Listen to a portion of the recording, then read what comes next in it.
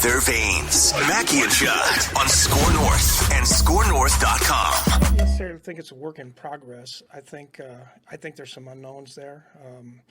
Udo playing guard. Cleveland played there all last year. Bradbury. Rashad's. I actually watched.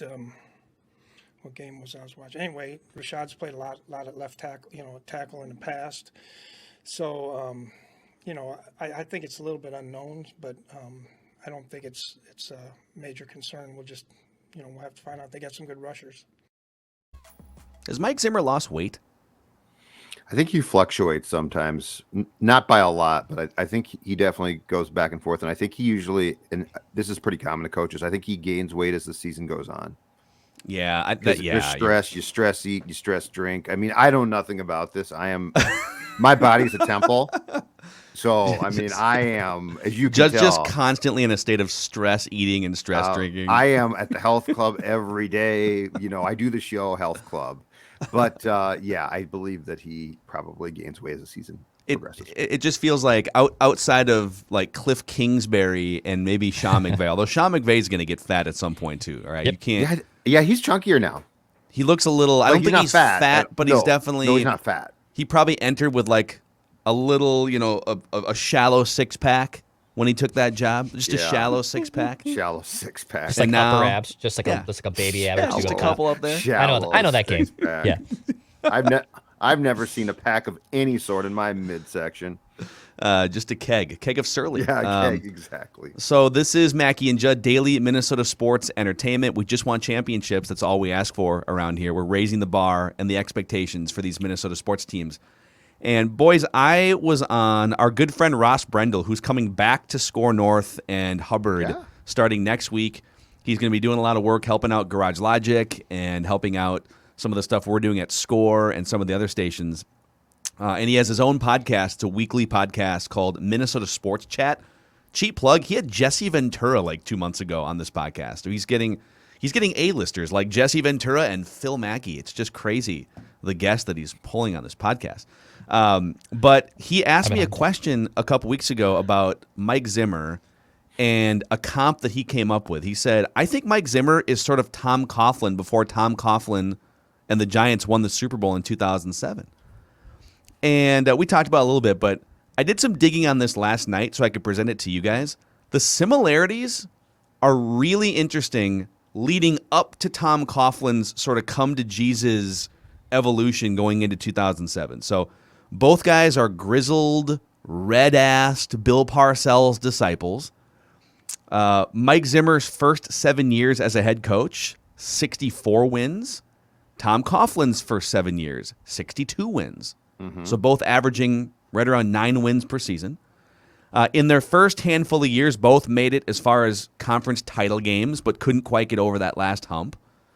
I would say they both physically look like they've been frostbitten for the last 25 years. Yeah, yes. Life has taken its toll. I think that's a very good assessment. Was Mike also at that NFC Championship game in 2007 at Lambeau Field? Is that why his cheeks are so red? I think Mike might take more precautions than Coughlin did, because Coughlin took 0 in that game. No, because that's when you're a tough football guy, coach, and it's 25 below wind chill. You do not take precautions. Both guys are very hard on their players and are willing to call guys out publicly, rub people the wrong way behind the scenes, and maybe even alienate people, and that's just sort of their style. So Mike Zimmer is 65 years old, headed into what I think we can all agree is a crossroads season for him. This is a big year. He needs to produce this season, or he's not guaranteed to ever be a head coach again in the NFL. Tom Coughlin was in his early 60s. When the ownership of the Giants almost fired him going into 2007, it was like I think it was all throughout the month of January. It was just like, he's going to get fired. No, he's not. And all throughout that time period, ownership and this is sort of the fork in the road difference. Tom Coughlin almost got fired, and then ownership, front office, and select players approached him and said, "Dude, you're a genius, but you need to change this, this, and this." And for Coughlin, it was more about the way he treated people. He needed to build better relationships. I think for Zimmer, it's probably more schematic. Coughlin was an offensive guru. Zimmer's a defensive guru. But But Coughlin's entire career to that point had been good, not great. There's a come to Jesus moment where he's about to get fired. People in the organization come to him and say, dude, you need to change this, this, and this.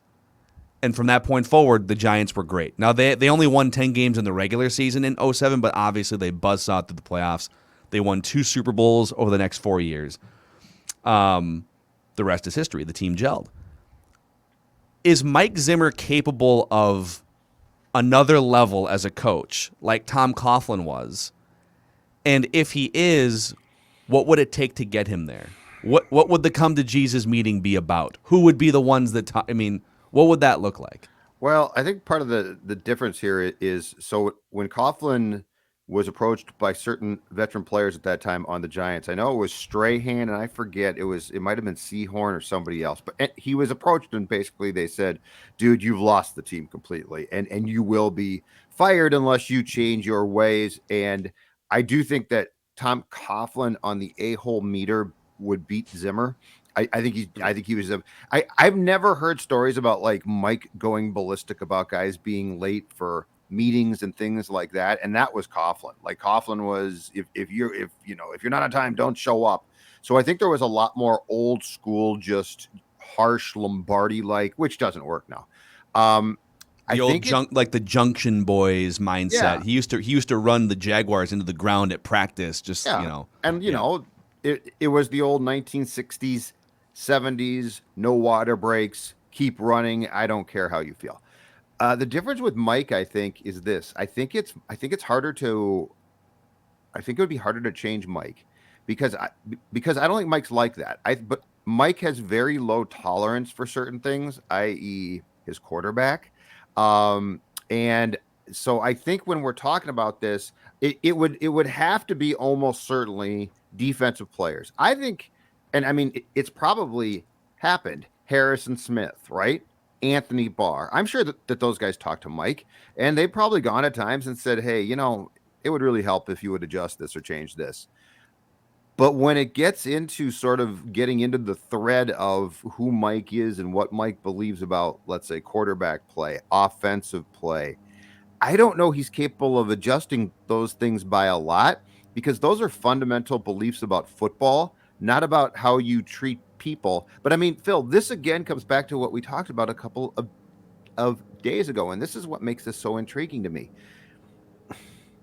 If he had a quarterback he liked as a person, like if they gelled and got along, and I'm not saying that this would turn Mike into an offensive guru because he's a defensive guru, but if he had a quarterback he was far more tolerant of and that he liked, and that at least there seemed to be a relationship there, because I mean, flat out, I don't think he has a relationship with Kirk. I think they tolerate each other at the very best. Yeah. So I don't know that you can flip the switch you're talking about, because in Coughlin's case, it was literally treat everybody better, Tom. In Mike's case, I think it would be change the way that you think about certain things. And also, like with Kirk, treat Kirk, you should like Kirk more. That's not going to happen at this point in time. I think I agree with you in that it wouldn't be as much about, like, I was reading a couple articles from just New York media going back to 2007 and sort of those, like, the look backs, like what changed for Tom Coughlin. And there were stories about how even his wife was telling him, you need to show your coworkers and your employees, your players, the way that you are as a grandfather, right? The way that you are around your grandkids and your family. And, not that he's like Mr. Gregarious, but he has a heart and a personality and he's empathetic. And he showed none of those qualities to those players in 2007. Zimmer tends to lean a little that way with his players, but I don't think it's a crisis like it was with Tom Coughlin. I think you hit on the thing, which is Zimmer doesn't have, if you ranked the quarterback head coach relationships 1 through 32 throughout the NFL, Arians and Brady collaborating on a regular basis, McVay and Stafford texting each other at 3 o'clock in the morning, right? Like attached at the hip, because that's your most important player. I know that defense is the thing that Zimmer has made his career off of, but yes, your most important player is the starting quarterback. Yep. Whether he's a perfect specimen like Patrick Mahomes or whether he was a dumbfounded, young guy like Eli Manning was in 2007, you need to build a strong relationship with that guy. And I think that's the come to Jesus thing with Zimmer. And it might be that he resents the contract. He doesn't like Kirk's personality. I think lately he hates the fact that Kirk isn't vaccinated, and it's potentially going to affect the team. And there's all these things, right? And he rarely goes out of his way to praise Kirk Cousins. And when he does, it just kind of feels like obligatory. If he were to find a way to connect with Cousins on a deeper level, which sounds maybe to him like it's impossible, I think that could be the thing that takes the offense to another. But Zimmer would also have to be open-minded to not just want to play ball control offense. Like, he would have to build a connection with Kirk and help Kirk get better when play action's gone. Help Kirk get better when the game's on the line late in the fourth quarter in prime time. Or at least just be I think it has to be more than tolerant. I think it has to be more than tolerance. Hey, look, for it to really click. This is why the conversation when Mike is finally gone from the Vikings will always come back to Declan's guy. He had his guy, Teddy. Like, that was the guy that he wanted to trust. I think Teddy, I also think because of his skill set, it was perfect for what Mike wanted to see. Like, Kirk is a skill set that goes way outside of just arm talent wise, what lots of guys can do. But you've got to be, if you're the coach and you're going to coach Kirk Cousins, you've got to embrace that. Mm-hmm. Like, this was such a bad shotgun marriage between two people who are very talented at what they do, but you put them together and it's a bad fit. And that's what, and look, at the time I didn't see that. So I'm not trying to say, well, at the time I thought to myself, I thought it was a good move. But when you see the flaws of the relationship and the lack of tolerance from both sides for each other, and that's the thing, Phil, is we've always talked about the fact the quarterback is the CEO, right? Well, the coach is the president. Like, that relationship really needs to work now. Mm-hmm. And unfortunately for Zimmer, I think he thinks, well, Parcells and Sims fought constantly, and I love Bill. Mm-hmm. Okay, that's true. But one, Sims didn't care. Like, Sims was a tough SOB. It's also a different era. He was like wired 40, 30 years He ago. was wired tough, and you just said it. It's a different era completely, and people have changed. Like, you've got to accept that. There are not, I mean, how many Phil Sims attitude quarterbacks exist now? Because people have changed. It's different. So all of these things, I think, have gelled to make this a less than ideal situation between two people who in what they do are very talented. And at the end of the day, whether you're leading with defense or offense or whatever your general blueprint and roster looks like, most NFL games are coming down to the wire to some extent. Whether it's coming down to the wire at 20-17 or whether it's coming down to the wire at 35-31 and it's a shootout. A lot of NFL games, especially when you get into the playoffs and it's about the best teams in the world against each other, you've got a lot of situations where you're down by 5, you're down by 9, or it's a tie game, whatever that is, and you need your head coach and your quarterback, or your quarterback and whoever it is that's the mastermind of the offense, right, collaborating together to win those games. Yes. In Kansas City, you got Patrick Mahomes and Andy Reid collaborating in the week of preparation, collaborating in the game. Two of the great offensive minds and talents in modern NFL, right? You've got Tom Brady and Bruce Arians. Like, well, you can't compare. No, those are the like, if you want to win a Super Bowl, those are that is the gold standard right now. We're not talking about just getting into the playoffs. We're talking about winning a Super Bowl. And yes, and if you go back to last year in Tampa Bay, Bruce Arians and Brady for several weeks did not get along. They did not see it. Their ideas of what should work offensively were very different. But what happened? Bruce is a smart dude, and eventually he's like, okay, we got to, yeah, exactly right. We're too good. We're too good to allow my biases or your preferences to sway this away from the goal. And that's the problem here. Like, I just don't see Mike and Kirk at the end of the day have one thing in common that's a real problem. They are both stubborn SOBs. I mean, look at Kirk. Kirk is a stubborn dude, and so is Mike. And so you really don't have this, hey, it's not ideal. We really don't like each other a ton, but we need to work together really well. And then if I may expand this, the other thing that I don't know at all about Coughlin, but I can tell you with Mike, is this one too. And this is what concerns me about Clint Kubiak calling plays. Mike's beliefs in what this team and what his team should do offensively don't allow for the term that you used, Phil, which is you have to trust or empower your offensive guru. And right now, the Vikings don't have one. And I would go back to the last time that I felt that Mike completely empowered a person completely was Shermer. He loved him, and that's why that worked so well. Stefanski did a good job when he replaced DiFilippo, but remember, he had Gary Kubiak there to help him. And Mike, and this is the most important thing. It's not that Stefanski couldn't call plays. It's that Mike trusted Gary. And so that he was the sounding board. He was the guy. I can only imagine the times the Kubiak went into Mike and said, Mike, back off here. Like we know what we're doing. And because Kubiak's a veteran guy, he's like, okay, cool. I'll back off. Well, now you've got Clint, who's 34, I believe. Mm-hmm. And is Mike going to empower him to be like, you know what? You take this thing and you run with it. I mean, that's so I just feel like with Coughlin, it feels like it came down to you have to change who you are personality-wise a bit to win. With Mike, I think it goes way deeper because personality-wise, he's not ideal, but I think he's passable. But football-wise, I think there's a lot of beliefs there that become a problem. And to your point about Clint Kubiak, go back to the offensive mind guru or head coach quarterback combinations that you have to eventually slay across the league, right? Even LaFleur, Rodgers, those guys are. It's a weird relationship between Rodgers and the front office, but it sounds like he's still very collaborative with Matt LaFleur. Those guys are putting their heads together and they're masterminding, and Arians and Brady and Andy Reid and Mahomes, and you have Kirk Cousins and not Mike Zimmer. Mike Zimmer pops his head in once in a while, but Mike Zimmer outsources the offensive coaching and scheming to a guy in Clint Kubiak, who you said 34 years old. This dude was the wide receivers coach at Kansas 5 years ago. Yep. Not Kansas City. Kansas. Yeah. One of the worst Power 5 football. No, I'm not trying to crap on his credentials.